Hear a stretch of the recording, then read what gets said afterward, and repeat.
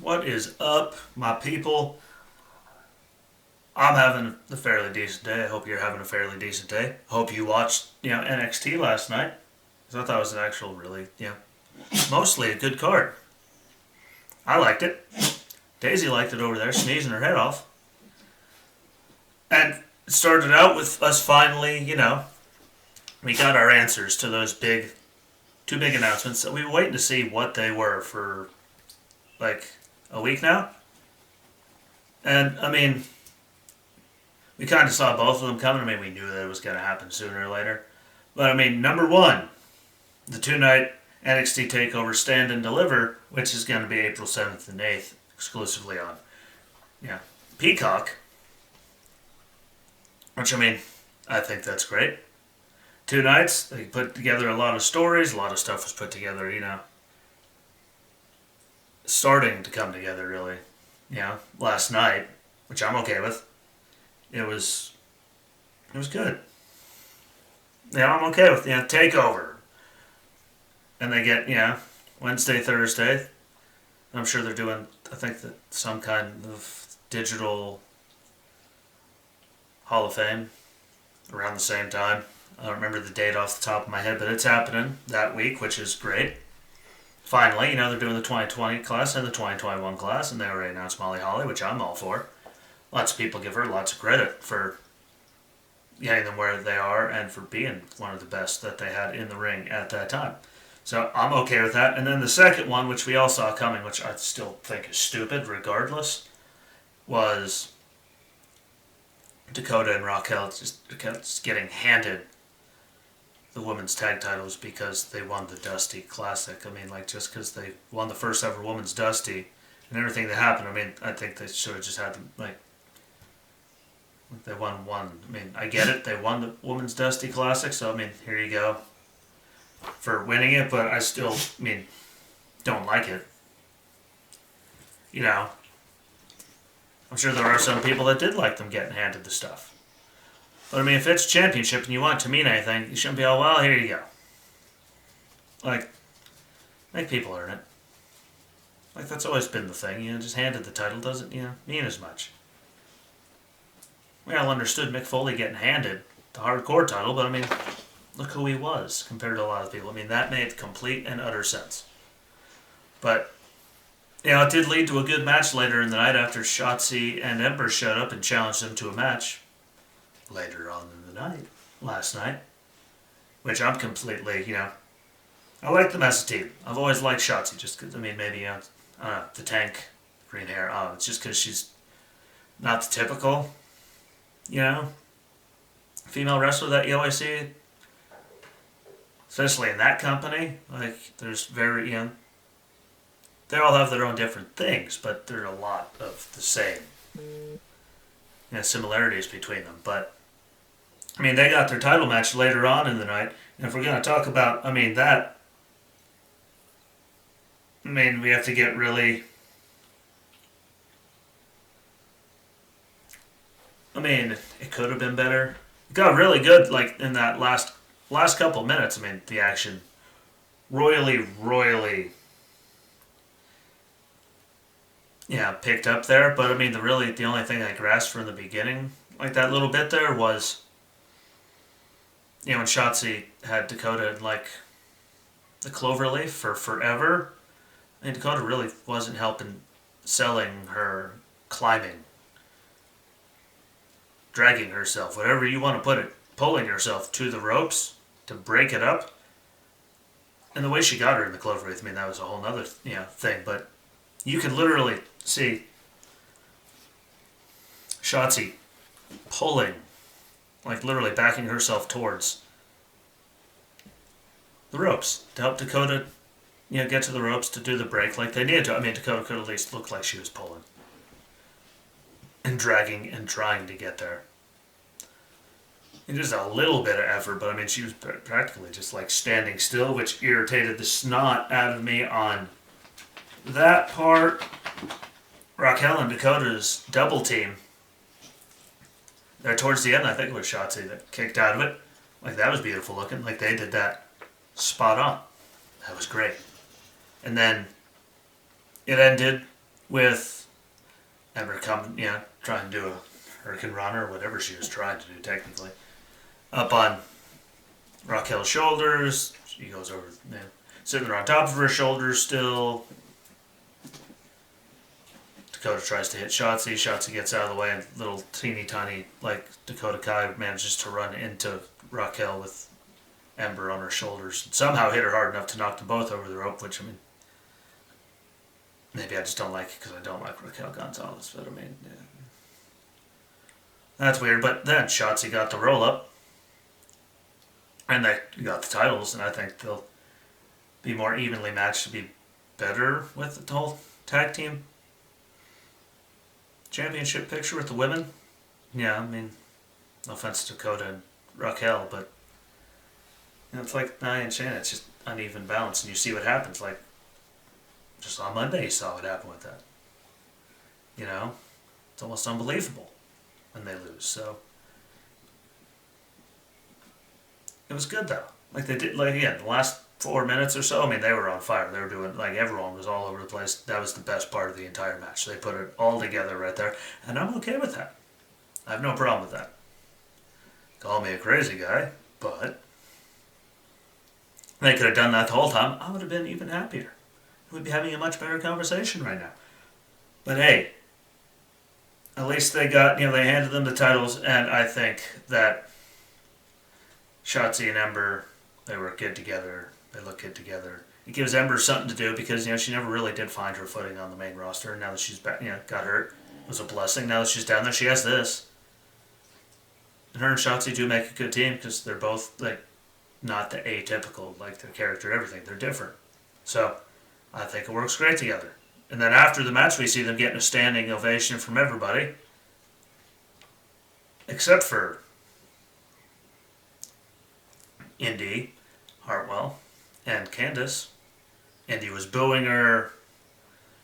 So I think that's going to be the next match, probably at this TakeOver, for the women's tag titles. And we'll see what they do with that. And then later on in the night, we see Dakota and Raquel after the loss. And they get asked, how do you feel about, Dakota tells her to stop, the usual, blah, da, da, da, da. Raquel says, no matter what, no matter if it was 5 minutes, 5 days, 5 weeks, we are still the first ever champions. Enter Io Shirai. Said, I want you next. I'm pretty sure was the exact phrase right there. And I, again, am okay with that. She wants her next. I am all for that. See how they do it. I don't think Raquel's, ready for the title. Yeah. She hasn't been around that long. They're giving her the decent push. They had her beat Rhea, which, we all saw was coming, but so Rhea could go to the main roster. But, they've been getting her in these big matches and these big things. She got to be the first ever, again, half of the first ever NXT Women's Tag Champ. She got to split the belt. She held that belt, no matter if it was 5 seconds or not, like she said. So they have a lot of faith in her. I just want to see how they're going to do Io and her. I just don't think she's ready. I think Io should hold on to the belt in that one. And now that we get done talking about that, as Io challenged her, let's get on to Toni Storm with Io for the women's title. And Toni Storm wearing those, wearing pants and not her normal shorts for the first time. I've seen in a long time. And they put on a good match. Could it have been better with all the hype behind it? Yes. Could you clearly see on camera Toni going for that head kick and Io at least being nice enough to sell it, even though you could see her foot got nowhere near her. But, yeah. But, minus that, they were all over the place. We even saw Toni and Storm on the top rope. Was that her demise at the end? Yes. But did they have a back and forth match? Yes. Did they have a good match? Yes. Could it have been better? Probably, yeah. But, cable TV, time restraints. There's only so much they can do. But we did get to see Io kick out of Storm Zio. Yeah, Zio, yeah. Storm Zero, after she missed her moonsault that she always goes for, she does have a beautiful moonsault. I don't care what anyone says. You can fight me if you want. Io Shirai missed the moonsault, which then gave, you know, Tony to do the Storm Zero. Io kicks out. And then we got to see Tony Storm go up onto the top rope to come off the top rope, which we never see. Like, I very rarely, if at all, it's seldom. She comes off the top rope, misses her move. Io locks her into a crossface, which I don't think we see enough, but there might be some reasons behind that. But hits her with that, doesn't let go. Tony has to tap out. Io finally beats her. And again, that closed that chapter really fast with her and Tony. It came and went, and it was, theoretically it's been dragging out, but there was always, someone else involved. And her, you can't beat me. She said it. 2 weeks later, she beat her, and then Chio Ray challenged Raquel to a match. Io did. With the title defense, so I just hope again that they don't give it to Raquel. I just don't think she's ready, or maybe I just don't like her. Call me crazy. And then we found out that LA Knight, apparently, last night, that he's finally going to make his in-ring debut next week. Which, again, I don't know if he is anywhere else or anything. Try to keep track, but my brain's not good at remembering, anything, if we're being honest. So, he's running his suck backstage, and somehow Bronson Reed, snuck up on him and got his hands around his neck. I don't know how someone that big squares up on you, sneaks up on you, any of that. But I think that'll be a good match, actually. I think their styles should be, I get to see his style. But I like Bronson Reed things, because he does, things that a lot of big men can't do or afraid to do, don't do. So I'm really excited just to see how that goes out. That was just a small tidbit of the night, but it was good to find out that it's finally going to happen.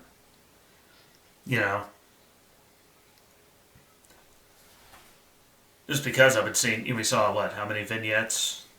And we saw him in the ring running his suck last week, then he's backstage here, now we finally get to see a match. If it is a match, God knows, but we finally get to see him at least in the ring next week, which is super cool. I'm intrigued. I want to see. I'll figure out if I like him or not next week.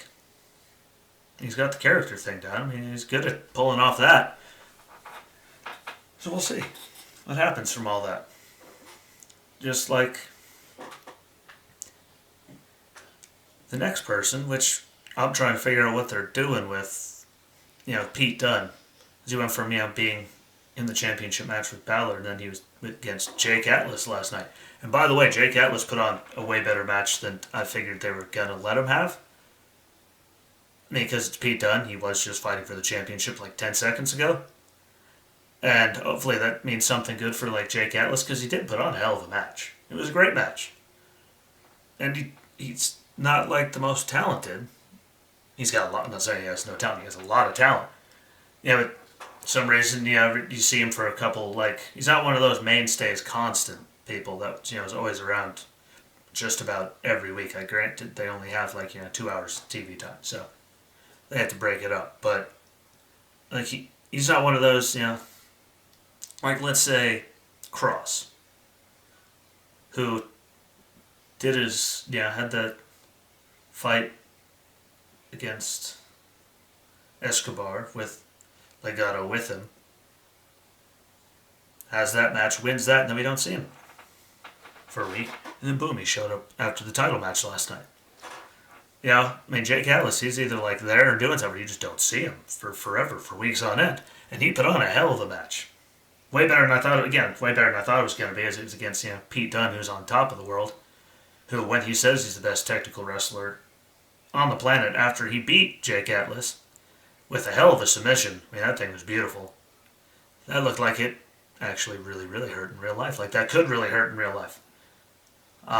Which I bet it does, but that was really, really good. But I just thought, Jake Atlas versus Pete Dunne with Oni and Danny with him.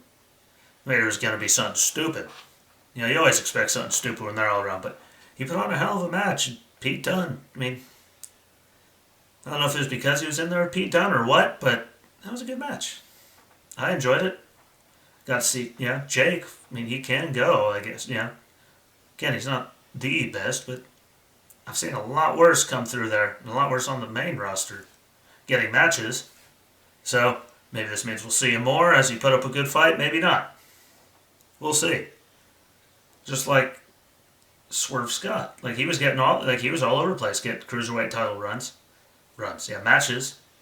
We had a few of them, and then boom, like he lost them. Didn't see him for a while. Bad guy comes back. Don't see him for a while.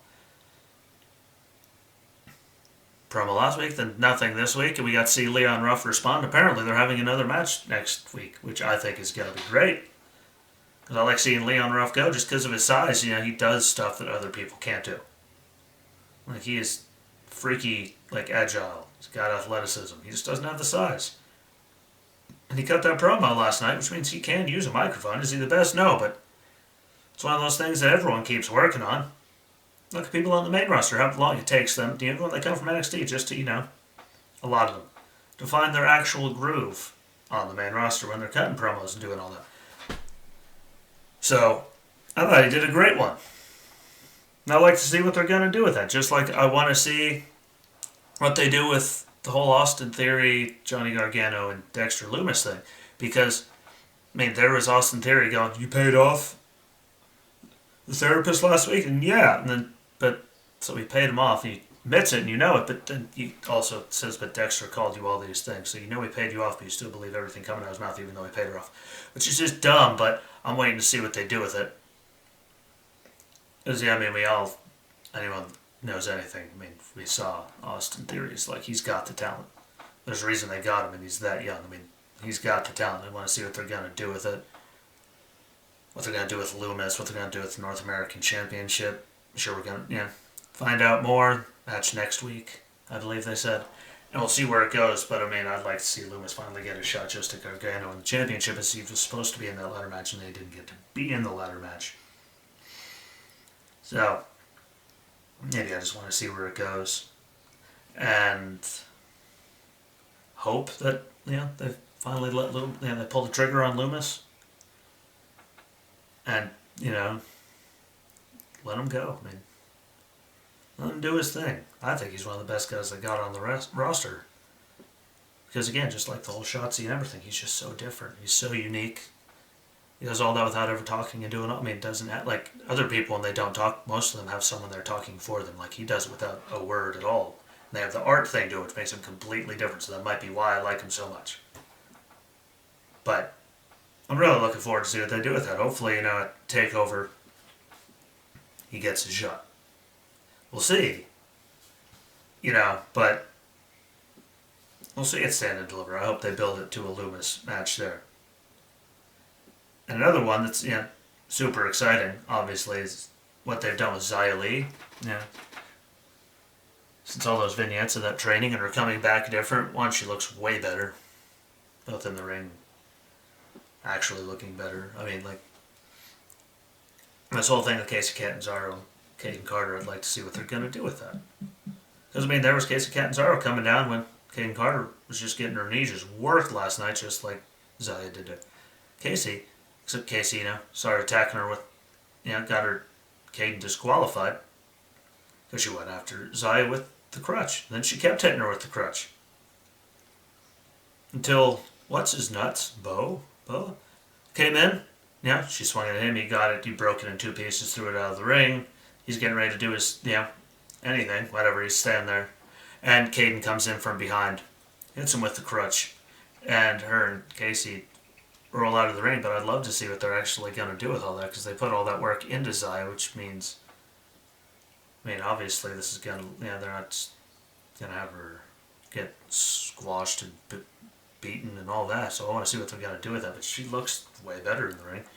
And it was a good spot, and it drags it on for another week, Casey's hurt knee, they helped Caden, and it'll help build them as a team, technically, and then work it together and all that. That'll help now if they have Women's Tag Team Championship run. Keeps Casey and Caden fully vested into something, which you desperately need in these situations. especially when you just got women's tag team, belts down there. You need them to have that for it to work out good. So they keep building more and more talent that you can believe can be champions and compete for it. So I was all good with that. I'm also all good with apparently the NXT UK Cruiserweight Champion, Devlin fellow. I don't watch it. I have it marked down to watch, but I always forget. But he's apparently going to have a match against Escobar, next week to prove who the real Cruiserweight Champion is. And if they actually give them the time, just knowing cruiserweights and how their matches, I mean, no matter who it is, they're always just innovative and doing like stuff you're like, whoa. Because you can never do it. But I want to see what their match is going to be like. Like, I think that'll be a great one just to have both of them go together. It gets him more airtime, gets both champions together. I mean, it's just different. That's something that they don't do a lot. So I'm really open to look forward to it. And I hope that they actually give them more than 5 minutes to do it.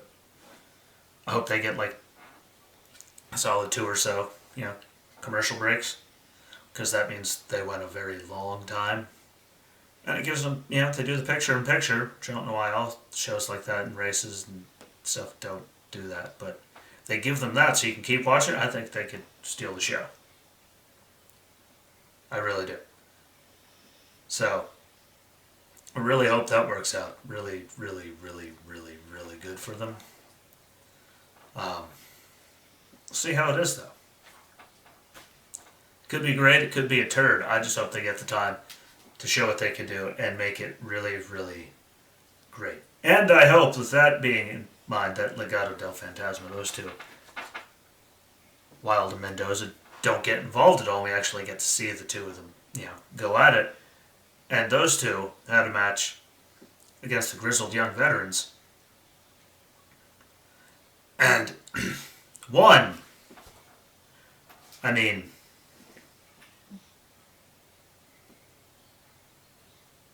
the Grizzled Young Veterans. Gibson's the better of the two on the mic, but those guys can talk. I mean, they have that down compared to a lot of people. They're good on the stick. And I thoroughly enjoy it. I mean, I could be in the minority there, but I thoroughly enjoy what they do. Just their tag team work is, really good. There's a reason they're in the Dusty Cup finals. It's, 2 years in a row. They're good. They earned that spot, and they can work on the mic, but they entered bragging about what they did to dude from MSK's hand, and moral of the story, by the end of the night, and again, right before the, there's a while there where you're just looking at Legado going, damn, look at these guys, because they were all over the place. I mean, they work well together. They're double teaming and all that, like in and out of the ring. They were doing, good textbook tag team wrestling. And it all ended, though, when who we thought was Breezango coming back out, dressed up in the spacesuits like they were in the week before when Legado attacked them from behind, came out. And so there was that distraction. There was just distractions everywhere.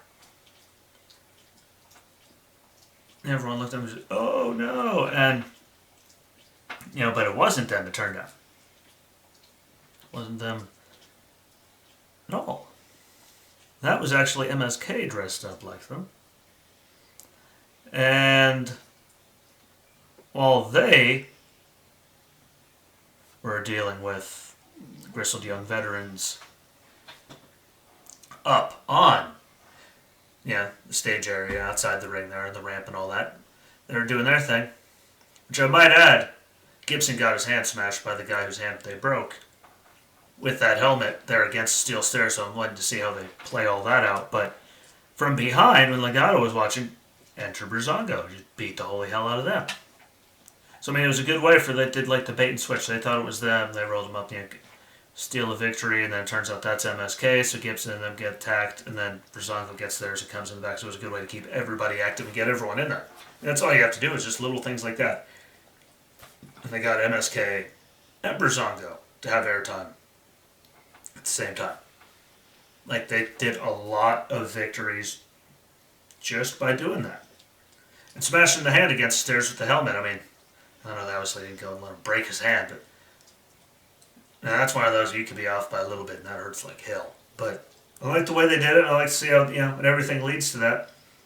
And then, as we all expected, Adam Cole, Finn Balor, hell of a match. I mean, it was TakeOver worthy, like main event TakeOver. And they put on a hell of a match. They were doing great. It was awesome. Everyone was kicking out of, Panama Sunrises, verse 1916. Yeah. Like, didn't kick out the coup de grace at the end. But, I mean, like, they were kicking out of super kicks and everything that each other, like, threw at each other. They threw the whole book at one another. Like, everything they had. And it was a hell of a match. And exactly what you expected. Like, Cole gets, out the ring. He looks up, and there's Kyle finally. He gets back, and, Finn gets his, dives through the ropes, gets him in the ring. Coup de grace, match over. He sits in the corner, and Kyle, goes and starts just mollywhopping Adam Cole all over the place. Like, we all knew it was coming when they set it up. Like, we all knew he was coming back, and especially as we're inside of a month of the next TakeOver, like, we all knew it was coming. So, I'm not complaining. I'm okay. I think that's going to be a hell of a match. I like Kyle. I think he's one of the better guys they got on the roster. They wouldn't have gave him all those matches with Finn if he didn't have the ability and he wasn't one of the best on the roster. So I think that one's going to be a good way to close out that story, hopefully. And Kyle doing all that and then beating hell in, separate him a bunch of times, the usual. They get a million referees, doesn't stop anything. They keep going after each other. Adam runs, see Kyle go sprinting out behind him. Going back behind the curtain, and he's gone. Then it goes back to Finn standing in the ring.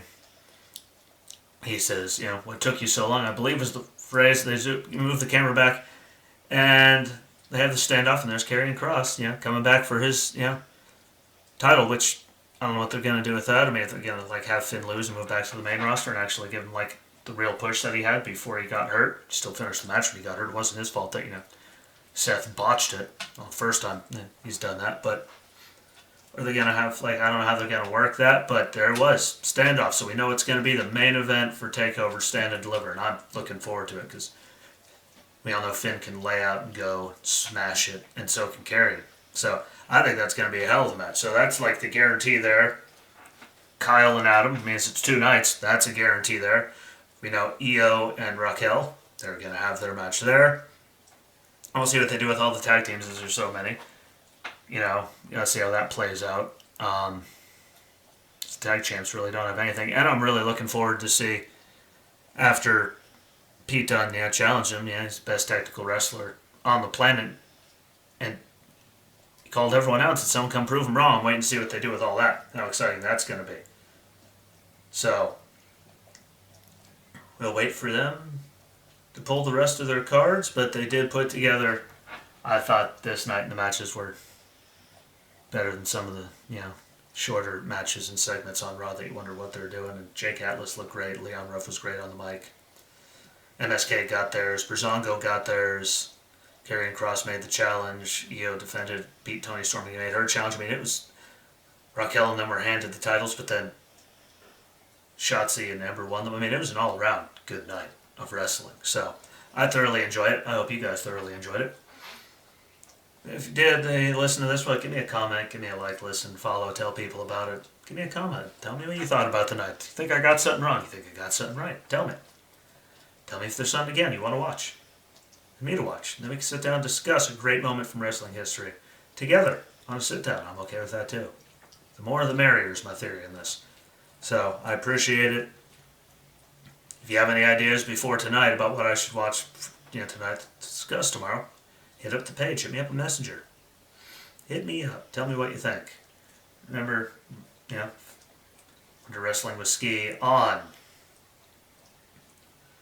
Facebook. And it now has its own standalone YouTube channel. So you can go look that up. Follow that if you don't want to be on Facebook. So you could follow me and get updates every day. It has its own page. It's all done. And still under Bearded Ski on Rumble. It's in there with the other show. So I appreciate y'all. Thanks for giving me the time. And until tomorrow, my friends, enjoy your day. Be good to each other. And peace.